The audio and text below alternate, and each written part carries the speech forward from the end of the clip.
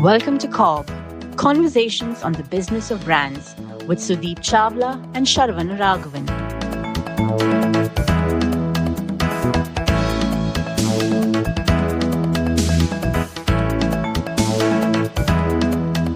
So Sharan, in one of our previous podcasts, we spoke about most of the bigger businesses, global brands, etc. They were also startup once upon a time, Yeah. right? And then we outlined some 6 or 7 stages through which a business goes through, on their track to becoming possibly a global brand or a multi-billion-dollar brand. I remember there was the long queue. An important bit there was all about, most of the brands will start as D2C, possibly get to some amount of revenue online, and then all of them feel the need to go offline. Right. And Longchew was about building the brand, building the distribution, putting basics in place, which can be leveraged later.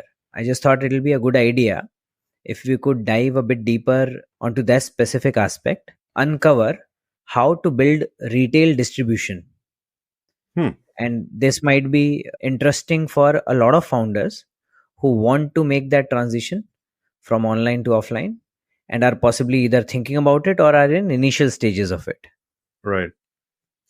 That's actually a good point to start off, Sudeep, because I meet a lot of entrepreneurs who almost are frightened of doing GT distribution. And D2C, in my opinion, was always going to meet its end of the road very fast. And that's what's largely happening now, because you're not making money online. Your margins aren't great. And after a point, you're also not able to scale. So it is important that brand owners figure a way to scale. And if it's an FMCG brand, you pretty much have to go to GT. That becomes a bit of a mind block. And I am meeting a lot of founders who are in panic mode and just frightened of doing GT distribution. Yeah, maybe rightfully so. Yeah, rightfully so, because one, they thought being a D2C brand would circumvent the need for GT distribution. But that's what's come around. It's kind of puts a bit of spanner in their works. And it just looks so big for them, saying, I'm going to compete with all the big brands. And how am I going to do it? Why will anybody keep your product? So let's talk today about how you can get started on GT distribution. How do you take the first step on building a distribution for your brand? Excellent. I think that's a very useful one to get people started. I'm sure once you get them started with the right fundamentals, then they can all discover their route as they stumble across the finish line.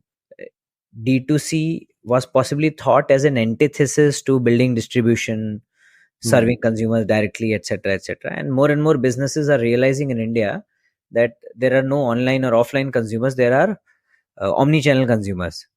Yeah?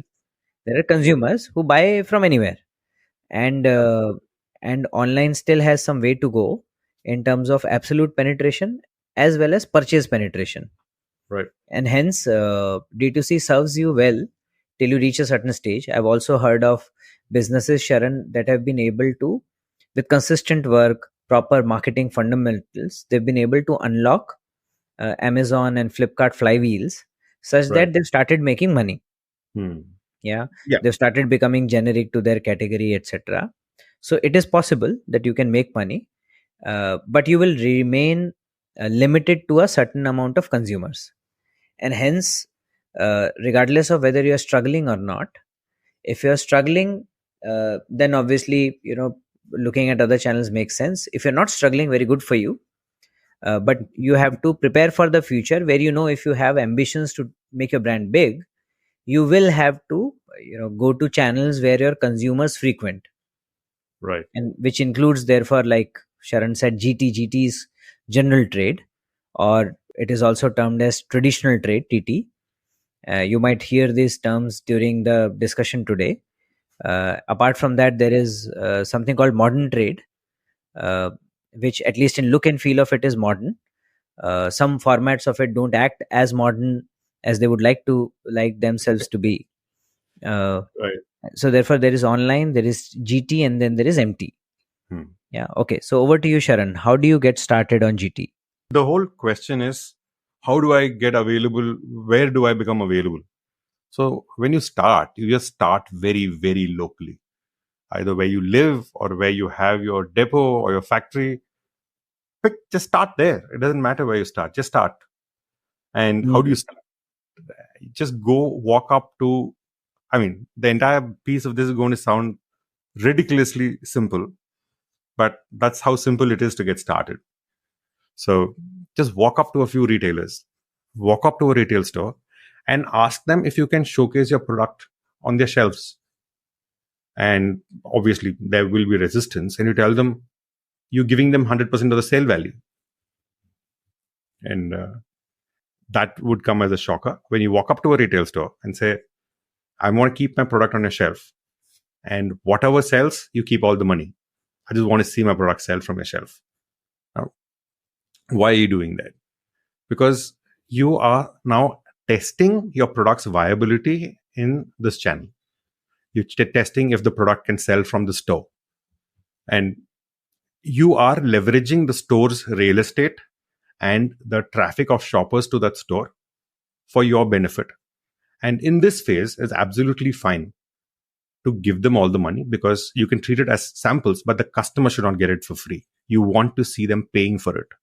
So put it in the store and see it sell, see how it is selling. Now, yes, the first store you walk into may not allow you. But if you go to 10 stores, it's very unlikely even one will not allow you. So even if you have a 10% hit rate, you're still fine. Start at that store. Just put your Mm. stock there and give the retailer all the money that comes from the sale. Just put it there and watch it sell. Interesting. So this might sound ridiculously simple. Let me try and make it a little more complicated so that people think that it is coming from a profound place.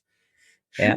Sure. Apart from what you said, Sharan, that any store which is close to where you stay or where your depot or your factory is, Hmm.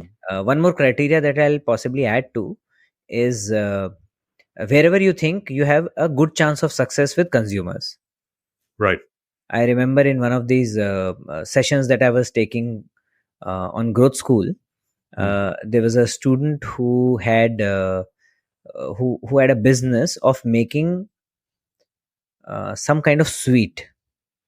And when I Okay. asked him to describe the sweet to me, they Hmm. said that it is quite like Mysore. No, they were making candies which were quite like Mysore Pak. Oh, Yeah. So he had this business. So now he okay. said that I want to create distribution. How do I go about doing it? So while I was rallying with him, Hmm. came to my head that now if you have a sweet which tastes like Mysore Pak, you would ideally want to test it with consumers who like sweet Mysore Pak. Right.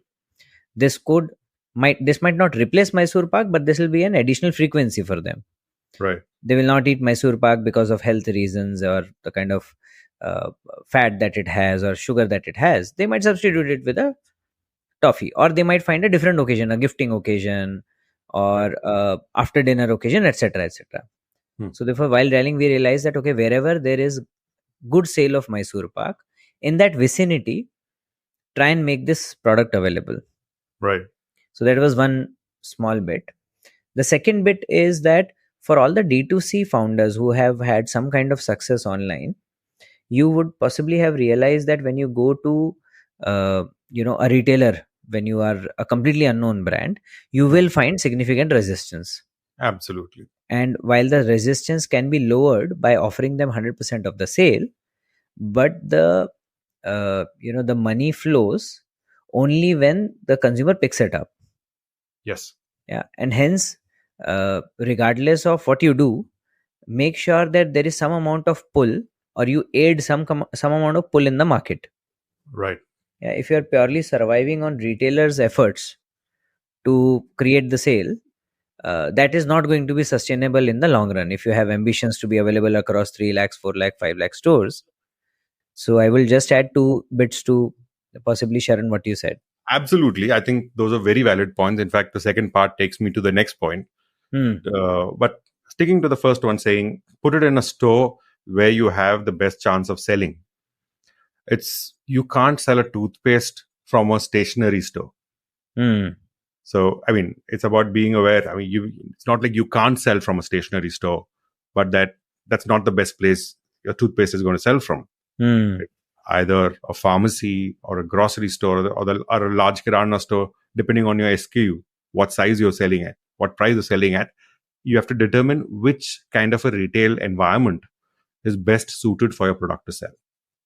That much you must discern and place your products in a store where it has the best chance of selling. Absolutely.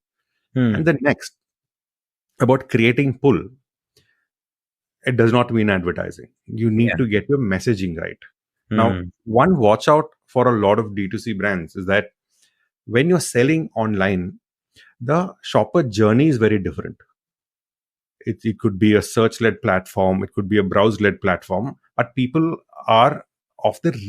read your message there. People understand a fair bit of what you're trying to tell them. In a general store, in a general trade kirana store, you might not have that facility to communicate everything you want to communicate to them. So you got to figure a way to amplify your message within the store so that you drive pull for your brand, not just putting it on the shelf. Now, this message might also need tweaking versus the message you put online. So watch for it and figure out how to get your message right. Now, the next part is to place your product in the right part of the store. Look at where your competition is placed, because you need to be visible to the shopper. You can't wait for the retailer to talk about it, because the retailer really has no stake right now other than the space that you're going to occupy in the store. Place yourself at the right part of the store. Make sure you are seen. Make sure, therefore, your message is at least noticed by the shoppers. Now, once you've done this, become a salesman in the store. Okay. What does that mean? Blend into the store. You can't stand outside the store and keep observing what shoppers are doing. Get into the store. Help out within the store, moving other stock, packing stuff for the shoppers. When you do that, and the retailer is usually very happy when he has an extra hand in the store, always. And it's not a high information sensitive business that he will not let an outsider in. As long as you're willing to help, he or she will always let you in. And you can watch how they're shopping. Watch what they look for. What is the basket that is being purchased? In your category, is your competition being purchased? Is your messaging working? Is the place where this is where you check for everything you've done so far, right? You check if the place you put the product is working. Is the message working right for them? Are they able to? Or if it's not working also, there is a very, very high chance it will not work. So it's not about getting it right the first store you walk into, but about using the first store you walk into to get things right, make the connections. So when you're observing shoppers is when you notice, even if it's behind the counter, it doesn't have to be a self-service store. Even if it's behind the counter, you can still watch what they come and ask for, where their eyes go, what attracts them. Do they come with a planned list and then also do an impulse purchase? Are they picking up your competition? So you watch all this and just observe, just blend into the store. Now, interesting. This is something that we also spoke about when watching for measuring what you treasure. Saying you just have to watch and observe. Here, the only extension is becoming a part of the store and observing them. Correct. I remember in one of the shopper trainings that I had, there was this 5S model. Yes. Which is the journey through which a shopper makes the purchase decision, which was I think see, scan, spot, show interest, and select. I think it's a Cadbury model. That's why we've those are the only two. Those are the only two companies that I've worked with, so it has to be Cadbury. So the customer first sees, and then scans the category, hopefully spots your brand, then shows interest in your brand, and finally selects it. So in fact, when you're inside the store and you're closely observing shoppers without seeming intrusive, you will also be able to see consumer behavior vis-a-vis the category, as well as the brand, your brand, as well as competitor brands. and hence you should be able to create your own hypothesis of whether you are placed in the right category, or you are placed in the right zone in your category itself. So all of that, I think, is very, very valuable information which otherwise nobody else can provide to you. Absolutely. And I think this 5S shopper journey itself deserves its own episode. But Yeah. what you're saying is exactly this. Watch what they're doing, see how they're reacting to different brands and products, and just watch if what you're doing is working and keep tweaking it till it is working.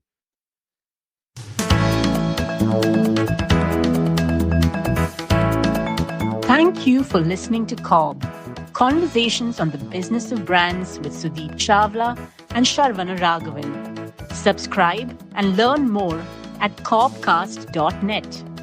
That's CoBBCAST.net.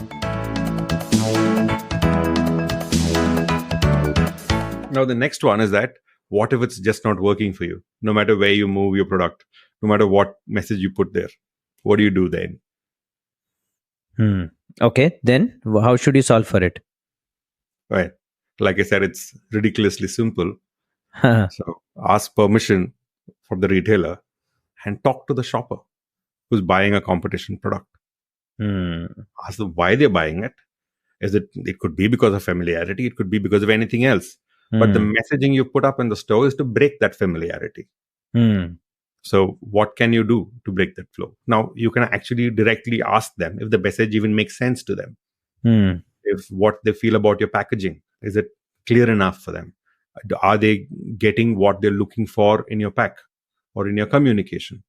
So this is pretty much a concept testing that you're doing, but you're doing it at a slightly later stage because you've already done your D2C business.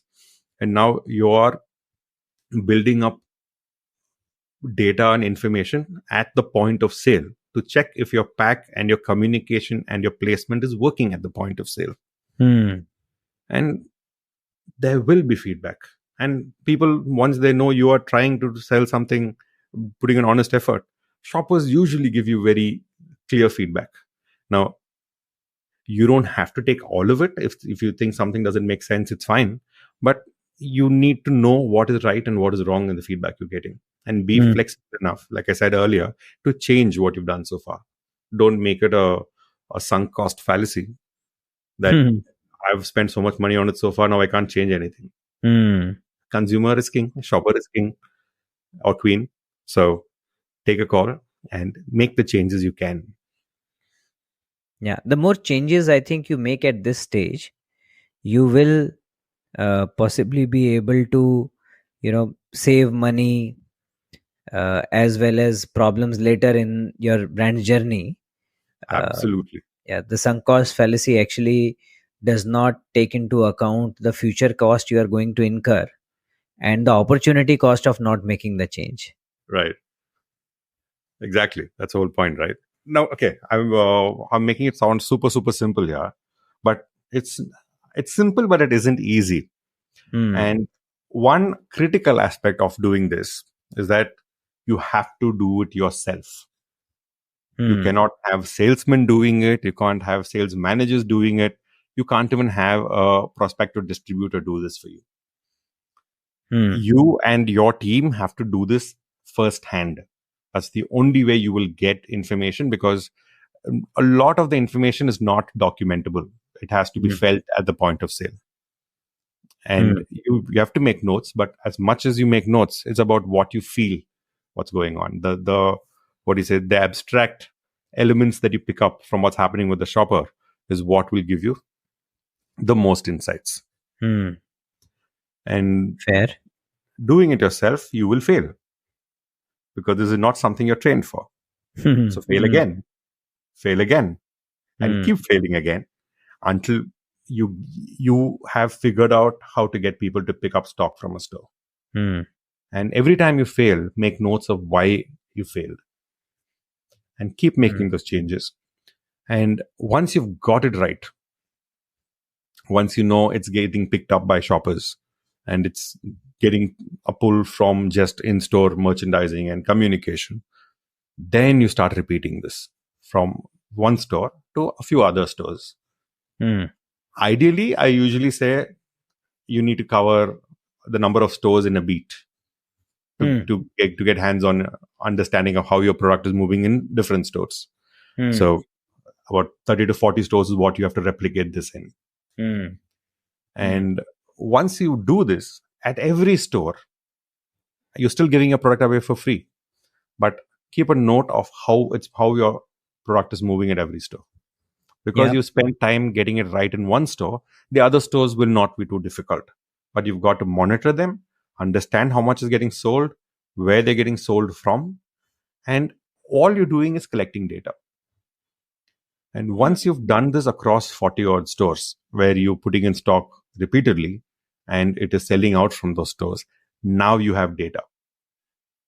Now you have the confidence that you know your product can sell in general trade. Now, with this confidence, if you can walk up to a distributor and say, this is what I want you to invest in, and this is how much I'm going to sell for you, your conversation becomes so much easier. Yeah. Because the biggest impediment, like you mentioned, you walk up to a retailer, even a distributor, and say, I want you to distribute my product. The distributor is going to say, no, why should I distribute your product? Yeah. Or they're going to ask for crazy margins, which you can never repeal after a point. Very difficult to reduce distributor margins if you've given it to them at the start. So you got to be careful. You can incentivize the distributor. Don't give them too much margin when you start. But to not do that, you need to have confidence in your product, your brand, and you need to have data to prove why you are confident of it selling out. Fair. In fact, if I could just build on that, Sharan, it makes sense when you said beat. I was just thinking about it. It just rang some bell in my head that if you're trying out limited distribution, you're better off trying it out in a geographically close-knit area. Right. Because the customers move from shop to shop. And hence, at least the customers in that vicinity should feel that your product is available almost everywhere. Right. It kind of adds to credibility of your brand. Yeah. Number two, if you're able to make this work, maybe in 15 or 10, 12 stores out of 40 that you go to, that is good enough number. And number two, because the store is in that geography vicinity, they will also become your endorsers in front of the distributor as well. Absolutely.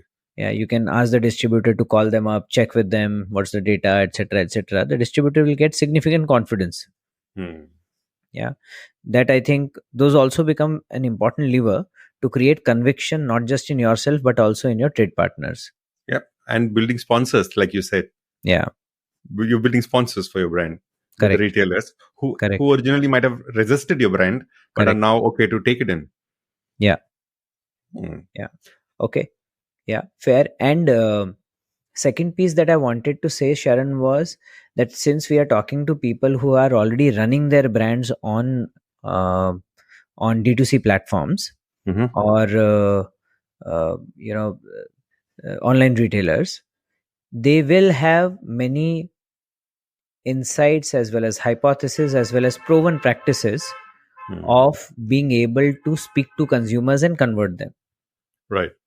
Therefore, at least when they start, they just need to find an offline manifestation of it. Yeah. Number two, what they will have to get used to is that online you have quite a bit of data of people, and hence you have hope in hell to customize your message to different kind of people. Right. Offline store, unfortunately, doesn't give you that luxury. That is why they're scared of offline. Correct. Now, that is where you have to have a message which is generic enough. And then you have to rely on other communications which will invoke specific need states in different consumers. Absolutely. Yeah, that's the skill to learn when you are, like Sharan was saying, when you're interacting with retailers, when you're interacting with consumers, when you're standing in the stores, see how other brands do this. What would have been their proposition to a mom or a child or a teenager or an adult man versus what they are doing in the store, and that will possibly give you a good indication of how to play this game. Absolutely. One disclaimer or a caution or even a warning that I forgot to add is that when I work with some of my clients, the first message that they want to put in the store is 30% off. Hmm. So you should not do that, because you do not know if a product is selling for the price you're selling it at if you keep discounting it even in your trial phase. Hmm. You are allowed to say any message you want about your brand other than price off discounts. Do not do Hmm. cross promotion. You want to see plain vanilla sales for your brand and how you can drive it. Everything else can come after that.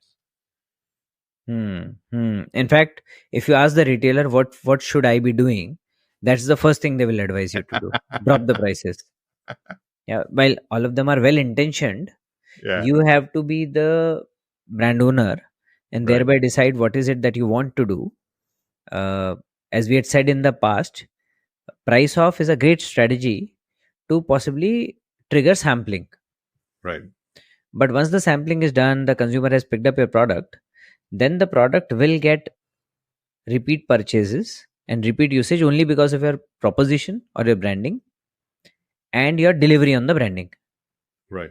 Everything else, honestly, is immaterial. So, Absolutely. like Sharan said, don't fall in the trap of 30% off, 40% off.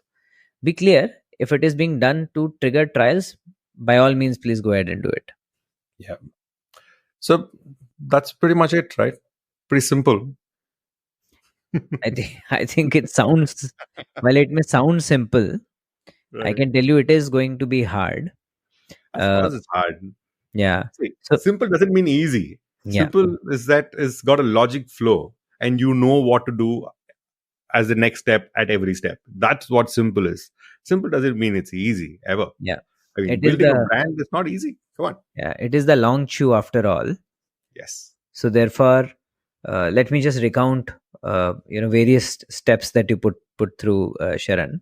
Sure. We started off by saying that in the life stage of almost all D2C brands, there will come a stage where they would want to unlock general trade distribution, offline distribution, and too often it sounds very formidable, and Yeah. hence we're putting across a formula which sounds ridiculously simple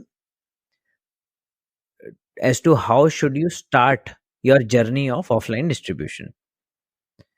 The first point that you made, Sharon, was around starting local, which is about going to stores nearby where you think you have a chance of success, and then your mission in those 30-40 stores in a geographic vicinity is to see your brand selling from their shelf and create some kind of brand presence there. And hence, even if it is required, give the 100% sales to the retailer and don't ask them for any kind of money against it. You treat it as sampling, but make sure that the consumer pays for it, and thereby you are able to see what velocity works for you and how do you create sales for your product. Yeah.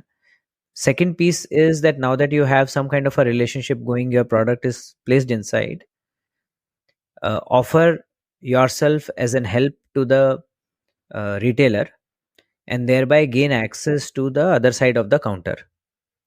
That gives you an excellent preview into the consumer journey or the shopper journey inside the shop, and thereby helping you understand what is the decision making matrix, how are you placed on it, your category, your brand, vis-a-vis other categories and other brands.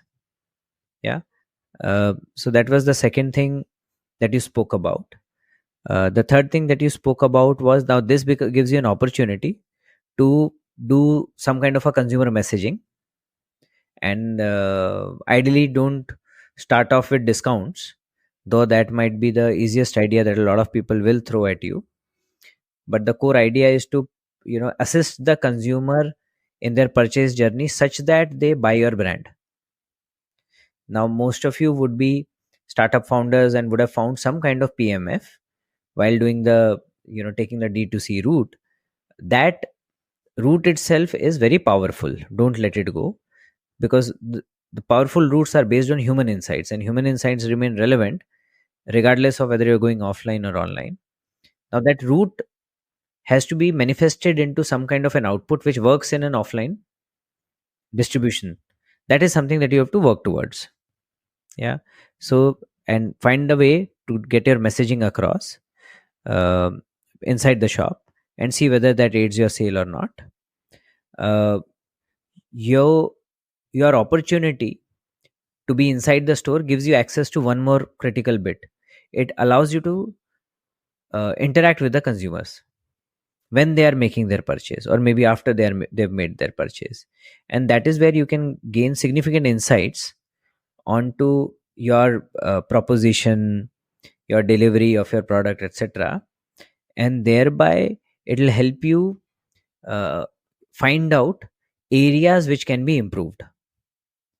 And which is where I think, Sharan, this is where you brought in the sunk cost fallacy, where you Right. will say that, okay, I've already sold so much, this is the kind of proposition I delivered, I've thought about, basis that I've made all the communication posters, etc., etc. Now changing it would mean all of this going to drain. And that Right. is where you cautioned everybody that don't get into that fallacy, because it doesn't take into account your future costs. And hence, if something has to be corrected and it is going to make a material difference to your sale, please go ahead and correct. There's no problem. Further, you made a point, very specific point, Sharan, is that all of this work, which is working with the retailer, going and pitching, then standing inside the shop and doing all of the jobs that you ask them to do, should ideally be done by the founder or their leadership team. Don't outsource it to the lowest person in the chain. Otherwise, you will only get compliance and you will not get any kind of effectiveness. So, Obviously. since this entire phase is not about earning profits, not about anything else, it is about learning and creating a sustainable model to support large sales, you would have to get involved. Yeah. And lastly, where you were looking for some kind of a comfort from Sharan, that now that I have given you this strategy, you can go ahead and conquer the world, Vijay Bhav. Sharan very politely put up a disclaimer saying that once you have done it with 40 local stores, it is possible that it might not work. So therefore, it's okay to start over. Yeah. But one important point that he made also was that if you get some kind of a success in these 40 stores, now you need to crack a larger amount of distribution, for which you need distributors. And the distributors, since you've done some amount of sale, there'll be retailers who will be wanting to vouch on your behalf.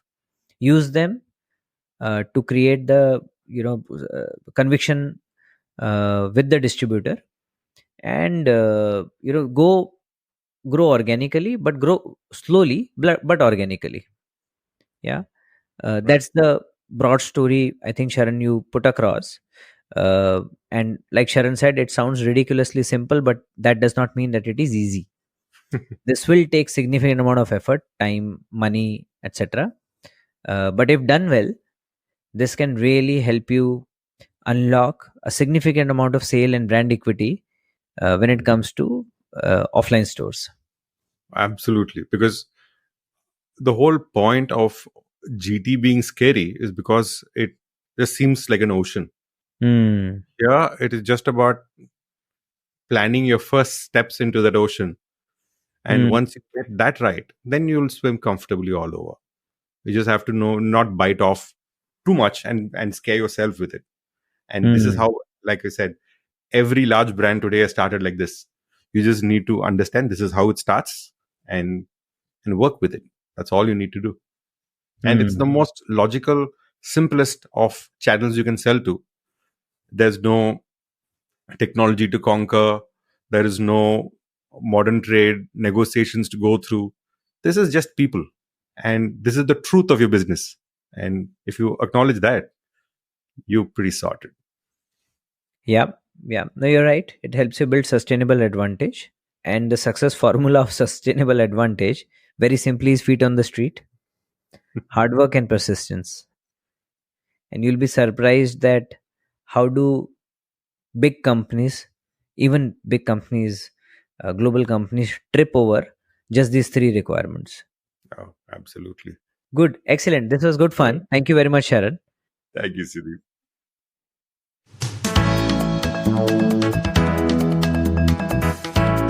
Thank you for listening to CoBB, Conversations on the Business of Brands with Sudeep Chawla and Sharan and Sudeep. Subscribe and learn more at cobcast.net. That's CoBBcast.net.